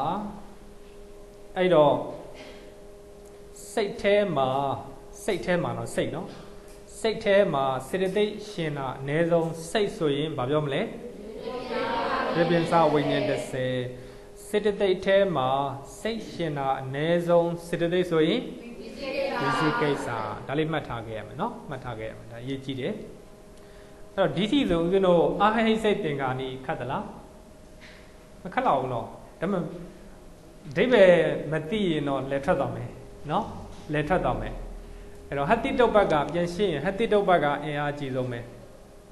အင်အားကြီးဆုံးဖြစ်တဲ့အတွက်အနတမန်စေတသိက်73ပါးထဲမှာဆန္ဒပဲဖယ်ထုတ်ရမယ်နောက်ဒုတိယအင်အားကြီးဆုံးကမနောဒွါရဝဇံအဲ့တော့မနောဒွါရဝဇံကအင်အားကြီးပေမဲ့လို့သူကဥပိ္ပခာဖြစ်တဲ့အတွက်ပီတိကျင်ရမယ်အဲ့တော့ပီတိရဲ့ဆန္ဒရဲ့ကျင်လိုက်7ပါးနောက်တစ်ခုကတတိယအင်အားကြီးဆုံးကသောမနတသဟကိုတန်တိရဏစိတ်ဆိုတော့တတိယအင်အားကြီးဆုံးကတန်တိရဏစိတ်အဲ့ဒီတန်တိရဏစိတ်3ပါးထဲမှာသောမနတကိုခွဲထုတ်လိုက်အဲ့တော့သောမနတဖြစ်တဲ့အတွက်ပီတိပြန်ပါလာမယ် ဘာထက်ကျင့်မလဲစန္ဒနဲ့ဝရိယကျင့်မယ်ဝရိယကအင်အားနည်းလာလို့နော်အင်အားနည်းလာလို့အဲ့တော့အဲ့ဒါက17ပါးအဲ့တော့ရေတွက်ခြင်းတူတော့သူတို့တနည်းလို့တွက်မယ်အဲ့တော့နောက်ဆုံးကဒွိပင်္စဝိညာဉ်30နော်အဲ့ဒီမှာကြံတဲ့စေတသိက်တွေအကုန်လုံးလိုက်ပိစရဝဇံဥပိ္ပခာပဲတံပရိဆိုင်ဥပိ္ပခာပဲဥပိ္ပခာတန်တိရဏဒွေဥပိ္ပခာပဲအဲ့တော့ပီတိကျင့်မယ်ပေါ့ဆန္ဒကတော့ automatic ကျင့်ပြီးသားအဲ့တော့အင်အားနဲ့လို့ဝရိယကျင့်အဲ့တော့10ပါးပေါ့နော်ကဲဒီလောက်ဆိုရင်တည်သွားပြီဒါဆိုရင်ဒီစနစ်တည်သွားပြီပေါ့နော်အဲ့တော့ဒီအကုသိုလ်စိတ်သင်္ကာနိ9ပါးရေအာဟိစိတ်သင်္ကာနိ4ပါးရေမိခွန်းနေခဏတော့မေးတယ်နော်ဒါလေးခုပဲကြည်အောင်လုပ်ထားပေါ့အဲ့တော့ဥစဉ်ထင်တယ်ခုလက်ရှိသင်သလောက်ကိုကြည်အောင်လုပ်ထားရင်ဘာမှခက်တော့နော်ဘာမှခက်တော့အဲ့တော့နှစ်ခုပဲကြံမယ်စေတသိက်ကိုစိတ်နဲ့အမြရေတွက်ခြင်းစေတသိက်ကိုစိတ်နဲ့အမြရေတွက်ခြင်းလွယ်လွယ်လေးနော်အဲ့ဒါဥမာပြမယ်ဖတ်တာစေတသိက်ကစိတ်89ပါးလုံးနဲ့ရှင်းတယ်အဲ့တော့ဖတ်တာဆိုတာကတပ္ပစေတသာရဏစေတသိက်9ပါးထဲမှာပါတယ်အဲ့တော့စိတ်အလုံးနဲ့ရှင်းတယ်ဆိုတော့စိတ်89ပါးမှာရှင်းတယ်ထို့ကြောင့်ဖတ်တာစေတသိက်ကိုစိတ်နဲ့အမြရေတွက်လိုက်လို့ရှိရင်တဲ့ဖတ်တာစေတသိက်19ပါးရမယ်ဖတ်တာစိတ် sorry ဖတ်တာစေတသိက်89ပါးရမယ်ဖတ်တာစေတသိက်89ပါးရမယ်အဲ့တော့တနည်းအားဖြင့်ပြောမယ်ဆိုရင်ဖတ်တာအမျိုးအစား89ပါးရှိမယ်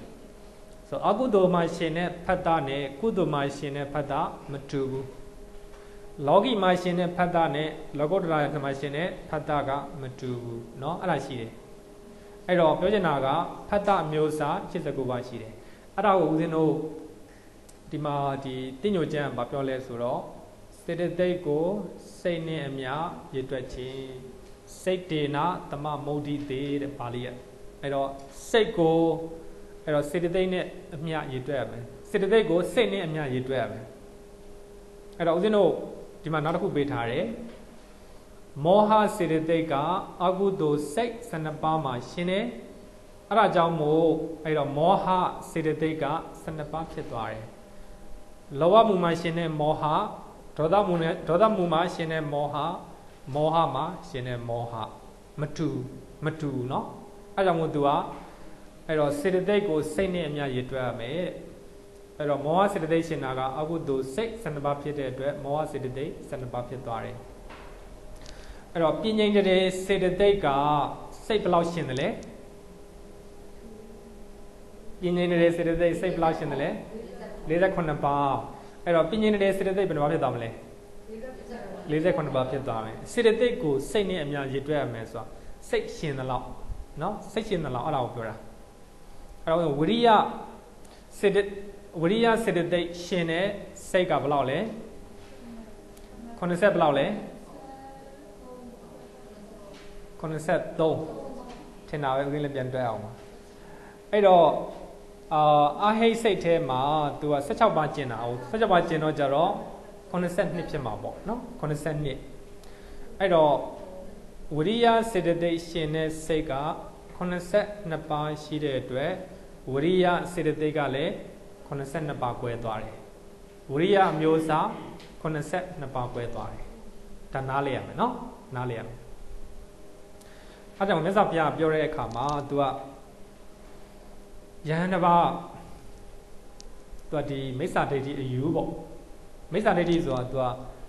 အဲ့တော့ဒီဘဝမှာဒီစိတ်ကလေးဝိညာဉ်လေးရှိတယ်ပေါ့နော်သူကစိတ်ကိုဝိညာဉ်လို့တွက်တာပေါ့အဲ့တော့ဒီဘဝနဲ့သိလို့ရှိရင်အဲ့ဝိညာဉ်လေးကတစ်ဖက်ဘဝကိုကူးသွားမယ်ပေါ့အဲ့လိုအယူရှိတာအဲ့ဒါကိုလည်းပဲပုံမလင်းလင်းသူ့ရဲ့ယဟန်တွေကိုပြောပြမြတ်စွာဘုရားအဲ့မှာသူ့ကိုခေါ်ငေါ့တာပေါ့အဲ့တော့မင်းတို့ကအတန်တန်ပြောရက်နဲ့ဒီလိုမိစ္ဆာယူရှိတယ်ပေါ့တကယ်တမ်းကမျက်လုံးနဲ့မြင်တဲ့အတွက်စက္ခုဝိညာဉ်စိတ်တွေဖြစ်တာအဲ့ဒါပျောက်သွားတယ်နားနဲ့ကြားတဲ့သောတာဝိညာဉ်စိတ်တွေဖြစ်တယ်အဲ့တော့စိတ်ကတမျိုးတည်းပဲအဲ့လိုပေါ့ပေါ်ရမူတည်ပြီးတော့စိတ်တွေနာမည်တွေပြောင်းသွားတာဟုတ်တယ်မဟုတ်လားနားနေကြားတဲ့အတွက်သောတာဝိညာဉ်စိတ်တွေဖြစ်တယ်ပြတ်သွားတယ်မျက်လုံးကမြင်တယ်အဲ့တော့စက္ခုဝိညာဉ်စိတ်တွေဖြစ်တယ်အဲ့တော့စားတယ် အဲ့တော့ဇိမ်ဝဝိညာဉ်နေနော်ဇိမ်ဝဝိညာဉ်စိတ်တွေဖြစ်သွားတယ်ပေါ့နော်အဲ့လိုသူကပြောချင်တာကတော့သူကစိတ်ဆိုတာကပေါ်လာတဲ့အရာပေါ်လာတဲ့အရာမှန်သမျှကကြက်တဲ့သဘာဝရှိတယ်အဲ့ဘုရားဘာသာအဲ့ဒါကိုအနိစ္စလို့အဲ့ဒါကိုပြောတာအနိစ္စလို့ပြောတာအကယ်၍သူကအမြဲတမ်းတည်တတ်နေတဲ့ဝိညာဉ်ကောင်းလေးဆိုတဲ့ဟာလေးရှိနေရင်တချို့ကရုပ်လို့ပြောတယ်တချို့ကနာမ်လို့ပြောတယ်ဘယ်လိုပဲပြောနေနေအဲ့တော့တတ္တမြဲတယ်လို့ယူဆရင်တော့အဲ့ဒါမိစ္ဆာဒိဋ္ဌိပဲနော်မိစ္ဆာဒိဋ္ဌိပဲအဲ့တော့ဦးဇင်းတို့လည်းခဏမိစ္ဆာဒိဋ္ဌိဖြစ်တာပဲမြဲတယ်လို့ထင်နေတာနော်တကယ်တမ်းမြဲတယ်လို့ထင်နေသမျှမိစ္ဆာဒိဋ္ဌိပဲ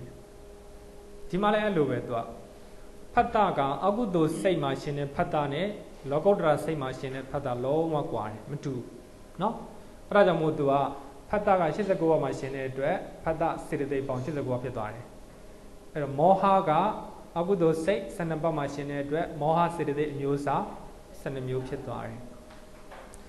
အဲ့တော့စောစောဝိရိယကပီတိကသူရှင်တဲ့စိတ်က55ပါးရှိတယ်55ပါးရှိတဲ့အတွက်ပီတိမျိုးစားက55ပါးဖြစ်သွားမယ်ရပြီနော်ဒါဆိုရင်စေတသိက်ကိုစိတ်နဲ့အများရည်တွက်တတ်မယ်နော်အဲ့တော့ဒီအထိဒါဆိုရင်ဦးဇင်းတို့စေတသိက်ပိုင်းပြီးသွားပြီလုံးဝပြီးသွားပြီဒါပေမဲ့လို့နောက်လာမယ့်အပိုင်းကမြန်မာဆရာတော်ကြီးတွေထွင်ထားတဲ့အပိုင်းအဲ့တော့မြန်မာဆရာတော်ကြီးတွေတည့်တဲ့အတိုင်းပဲသူအဘိဓမ္မာရန်ကျွမ်းတာကိုကျွမ်းတော့အဲ့တော့အပြင်းပြေလျှောက်လို့တော့ပေါ့အဲ့တော့ပြင်းပြေလျှောက်လို့တော့ဦးဇင်းတို့ကလည်းလိုက်တင်ရတာပေါ့နော်လိုက်တင်ရတယ်မြန်မာဆရာတွေဘလောက်ကျွမ်းလဲပေါ့နော်စေတသိက်ကိုစေတသိက်ပြန်ရှင်နေတဲ့ဒါဦးဇင်းတို့လက်ရှိသင်ပေးတာကစိတ်နဲ့စေတသိက်ရှင်ပုံမို့လားအကယ်၍သူကစေတသိက်မှာစိတ်ရှင်တာကိုပြရင်တန်ပြောကနီး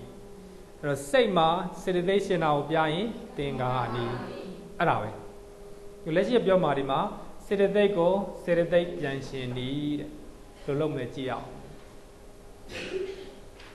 ဖတ်တာစေတသိက်ကစိတ်89ပါးမှာရှင်တယ်ဒါတော့ရှင်းပါတယ်အဲ့89ပါးကစေတသိက်52ပါးမှာရှင်တယ်ဒါလည်းရှင်းတယ်မလားရှင်းတယ်နော်ခုကဖတ်တာကစေတသိက်မှာပြန်ရှင်တဲ့နည်းကိုပြအဲ့တော့52ပါးတွေကဖတ်တာကိုနှုတ်လိုက်ဘယ်နှပါးကြံလဲ52ပါးကြံမယ်အဲ့ဒီ52ပါးကဖတ်တာစေတသိက်ရှင်တဲ့စေတသိက်ရှင်းလားရှင်းပါတယ်ဒါတော့မကတ်ပါဘူးများလို့အင်ဂျင်နီယာတွေအကောင့်တက်နေဘာမှမကတ်ပါဘူးအဲ့ဖတ်တာစေတသိက်89ပါးရှိမယ်သူနဲ့ရှင်တဲ့စိတ်က89ပါးအဲ့89ပါးရှင်တဲ့စေတသိက်က52ပါးအဲ့ဒီ52ပါးတွေကဖတ်တာနှုတ်လိုက်အဲ့ဒီ52ပါးကဖတ်တာစေတသိက်ရှင်တဲ့စေတသိက်ပဲအဲ့ဒါမို့ဦးဇင်းတို့ကတန်ပြုတ်တကနံဓမ္မာနံတန်သမုဋ္ဌာနာနိစ္စဒုပါနံအဲ့ဒါတွေကိုပြောတာသူနဲ့အတူတကွဖြစ်တယ်ဆိုဖတ်တာတူတစ်ခုတည်းမဟုတ်သူနဲ့အတူတကွဖြစ်တာဒီ52လုံးကိုပြောတာအဲ့တော့စေတသိက်ဆိုရင်52လုံးစိတ်ဆိုရင်89ပါးအဲ့ဒါကိုပြောတာနော်အဲ့ဒါကိုပြောတာဒါဦးဇင်းတို့ဖတ်တာကိုပြောတာအဲ့တော့ပီတိကိုကြည့်အောင်အဲ့တော့ပီတိရှင်တဲ့စိတ်ကဘယ်လောက်လဲပီတိစေတသိက်ရှင်တဲ့စိတ်စောစောပဲပြောပြီး50ပါးလား55လား50ပါးနော်အော်50ပါးလား51ဟုတ်တယ်ပေါ့50စောစော52လို့ပြောလိုက်55လို့ပြောလိုက်တယ်51အဲ့ဒီ51ရှင်တဲ့အဲ့ဒီ51ရှင်တဲ့ဦးဇင်းတို့ဝါကိုကြည့်ရမှာစေတသိက်ပေါ့အဲ့ဒီ51ထဲမှာဦးဇင်းတို့လောဘမှုတွေမပါဘူးလားလောဘမှုမပါဘူးလားပါတယ်နော်ပါတဲ့အတွက်သူကဒီအကုသိုလ်လောဘမှုဘယ်လိုပြောမလဲလောထရီလောဘဥစ္စာနဲ့အုပ်စု3ပါးရနော်အဲ့တော့ပီတိဖြစ်တဲ့အတွက်ဒေါသပါမလားဒေါသမရနိုင်ဘူးနောက်တစ်ခုကထိနာမိတ်ရနိုင်မလားဟမ်ထိနာမိတ်သောမနတတွေပါတယ်လေ ရနိုင်တယ်လေထိနာမိတ်ရနိုင်တယ်ဝိသိကိစ္စရနိုင်လားမရနိုင်ဥပိ္ပခဖြစ်တဲ့အတွက်ဝိသိကိစ္စမရနိုင်ဘူးအဲ့တော့အကုသိုလ်ထဲမှာဆိုရင်ဒေါစတုတ်၄ပါးကျန်မယ်နောက်ဝိသိကိစ္စကျန်မယ်နော်၅ပါးကျန်အဲ့တော့ဘလောက်9ပါးရသွားမယ်အဲ့တော့အညာသမန်73ပါးတော့လုံးဝပါမယ်ပေါ့အဲ့တော့9ပါးနဲ့73ပါးနဲ့ပေါင်းတော့ဘလောက်လဲ22ပါးရသွားပြီ22ပါးရသွားပြီအဲ့တော့ဦးဇင်းတို့ဒီသောပနစိတ်25ပါးအဲ့25ပါးရနိုင်မလားရနိုင်မလား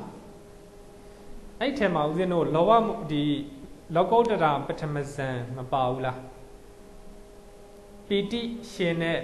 စိတ်ထဲမှာဆိုရင်အဲ့တော့ဦးဇင်းတို့လောကုတ္တရာပထမဇန်မပါဘူးလားပါတယ်ပါတဲ့အတွက်အဲ့တော့25ပါးဝိရဒိ3ပါးကအင်းလောကုတ္တရာနဲ့အတွက်ကျင်လို့ရတယ်သို့တော့အဲ့တော့ဝိရဒိကကျန်တဲ့မဟာကုသိုလ်သောမနတတွေမပါဘူးလားမဟာကုသိုလ်သောမနတမဟာကုသိုလ်သောမနတမှာဝိရဒိရှင်လို့ရှင်သူလည်းပဲကျင်ရမလို့လေအဲ့တော့ပြောချင်တာကတော့ရှင်ရှောက်နေလားမသိရှောက်နေဆရာကိုယ်တိုင်ကိုရှောက်နေအဲ့တော့အညာသမန်စေတသိက်73ပါးရမယ်အကုသိုလ်စေတသိက်14ပါးရဲ့ကဒေါစတုတ်4ပါးရဲ့ဝိသိကိစ္စရဲ့5ပါးကျင်လိုက်အဲ့တော့52ပါးရဲ့5ပါးပဲကျင်ရမှာဘယ်လောက်လဲ40မှာ40ခွန်ဟုတ်တယ်မလား40ခွန်လေအဲ့တော့40ခွန်ရဲ့ကပီတိပြန်နှုတ်ဘယ်လောက်လဲ46ပါးရပါတယ်ရှင်းလားမသိအဲ့တော့ပြောချင်တာပထမဆုံးကြည့်ရမှာတော့ပီတိရှင်တဲ့စေတသိက်ကိုတက်ဖို့အတွက်ပထမစဉ်ကပီတိရှင်တဲ့စိတ်ကိုယဉ်ကြည့်ရမယ်50ပါးရှိတယ်အဲ့ဒီ50ပါးကိုပြန်တွက်လိုက်တဲ့ခါကျတော့ဒေါစတုတ်4ပါးရေဝိသိကိစ္စရေအဲ့ဒီ5ပါးဖယ်လိုက်အဲ့တော့အဲ့5ပါးဖယ်လိုက်တော့ကျတော့48ပါးအဲ့ဒီ48ပါးတွေကပီတိပြန်တော့46ပါးကျန်တယ်အဲ့ဒီ46ပါးကပီတိစေတသိက်ရှင်တဲ့စေတသိက်ဒါပဲဆရာတော်ကြီးတွေဘယ်လောက်ကြမ်းကျင်လဲဒါအဓိကတော့ကိုယ့်ရဲ့ဒီစိတ်ရှင်စေတသိက်ရှင်ဘယ်လောက်ကြမ်းကျင်လဲပေါ့ဒါကိုဦးဇင်းတို့ပြောတာเนาะဒါကိုပြောတာအဲ့တော့မကြမ်းကျင်တော့ခြေလက်ပဲလဲသွားမယ်ပြန်တွက်ကြည့်เนาะပြန်တွက်ကြည့်ဖြစ်နိုင်လို့ရှိရင်ဦးဇင်းတို့မေးခွန်းလေးတစ်ခုမေးပေးမယ်နောက်တစ်ခါကြာရင်เนาะဟုတ်ပြီလွယ်ပါတယ်တိတ်မခက်ပါဘူးကဲဒါဆိုလို့ရှိရင်ဦးဇင်းတို့စေတသိက်ပိုင်းလည်းပြီးသွားပြီစိတ်ပိုင်းလည်းပြီးသွားပြီအဲ့တော့နောက်ပတ်ဆိုရင်ဦးဇင်းတို့ပကိန်းပိုင်းစမယ်เนาะပကိန်းပိုင်းစမယ်အဲ့တော့ပကိန်းပိုင်းလည်းမခက်ပါဘူးဒါတွေပဲဦးဇင်းတို့လက်ရှိတင်တဲ့ဟာတွေပဲပြန်တင်ပါเนาะအဲ့တော့အဓိကကတော့ဦးဇင်းတို့ဘာလုပ်ထားမလဲဆိုတော့အာဟိစိတ်ကိုကြည်အောင်လုပ်ထားပါအာဟိစိတ်ကိုကြည်အောင်လုပ်ထားပါနောက်တစ်ခုကအဲ့ဒီဝီထိစိတ်ကိုနားမလဲသေးရင်ပြန်ကြည့်ခဲ့เนาะ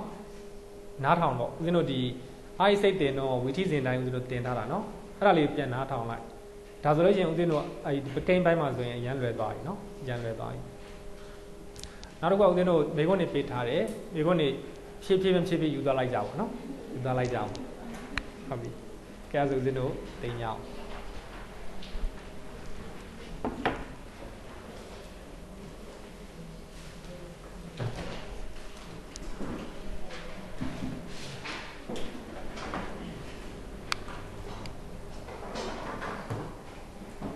ဘုရားရှင်တော်မခွင့်ပေါ်ရင်လူတော်များစိတ်ကောင်းထားတဲ့ဤသာကုသိုလ်အာကုသိုလ်နှင့်ထိုတို့ဘုံဘဝမတိယများလာအဖြစ်တွေဘုရားရှင်တော်ခွင့်တော်ပေါ်၍ဟောပေါ်ညွှန်ကြားလက်တရားကြောင့်ဤသာကုသိုလ်အာကုသိုလ်နှင့်ထိုတို့ဘုံဘဝတိကြရများလာကျေးဇူးပေကျေးဇူးတော်ကျေးဇူးဆက်ကိုအမြဲတမ်းသာသနာ၏နာယဝန်ထံကို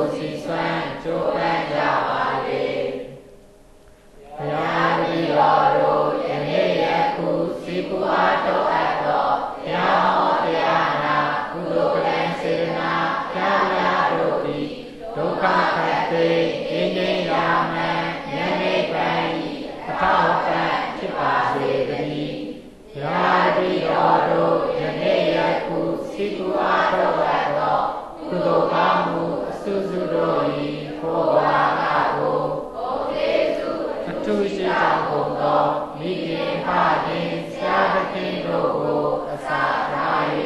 30တော်ခြေလဲကုန်သောဝိနည်းဒုက္ခိတဒုက္ခိတသတ္တဝါပေါင်းတို့အားအမြဝေငှပါ၏အမြဝေငှပါ၏အာလောသောသတ္တဝါတို့သည်ယာဝိတော်တို့ဝေငှသောကုသိုလ်ကောင်းမှု၏ဘောဟာကကိုအမြရ၍ကိုယ်စိတ်နှပြချမ်းသာချမ်းသာကြသည်ဖြစ်ကြပါစေကုန်သတည်းအာလောကြကြရမြမြမြမြယူတော်မူကြပါကုန်သောသာဓုသာဓုသာဓုအာလောကြကြရမြမြမြမြယူတော်မူကြပါကုန်သောသာဓုသာဓုသာဓုအာလောကြကြရမြမြမြမြယူတော်